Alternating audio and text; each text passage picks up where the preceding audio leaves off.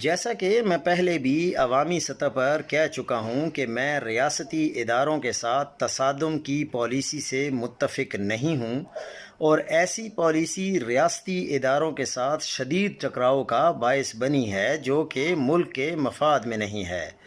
باریک واردات میں اس پوری فسطائیت کی ذمہ داری اسد عمر صاحب نے پی ٹی آئی کے اوپر ڈالی تھی کہ ریاستی اداروں سے تصادم کی پالیسی غلط تھی، اس لیے انہوں نے استعفیٰ دیا تھا۔ اس باریک واردات کرنے کے بعد چھپ چھپ کے ملاقاتیں کر کے -1 کا پلان دوبارہ متعارف کروانے ہدایت کار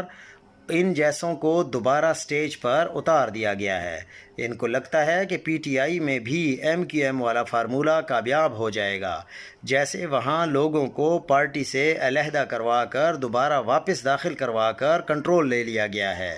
2 سال سے سینکڑوں شہریوں کو شہید کیا گیا، تب کسی کے پاس تعزیت کرنے کے لیے اسد عمر صاحب کو خیال نہیں آیا، مگر ایک دم سے تصاویر والی تعزیتیں مبارکباد کا خیال آ گیا ہے، کیونکہ پہلے اجازت کم تھی، اب اجازت کے ساتھ مشن امپاسبل بھی مل چکا ہے۔ مگر بری خبر یہ ہے کہ یہ مشن امپاسبل ناکام ہوگا، جیسے پہلے ناکام ہوا تھا جب سابقین کے ساتھ مل کر -1 مشن پر آپ نے پہلے بھی کام کیا تھا۔ اب بھی اگر آپ کو لانچ کیا گیا ہے تو آپ کو کامیابی کسی صورت میں نہیں ملے گی۔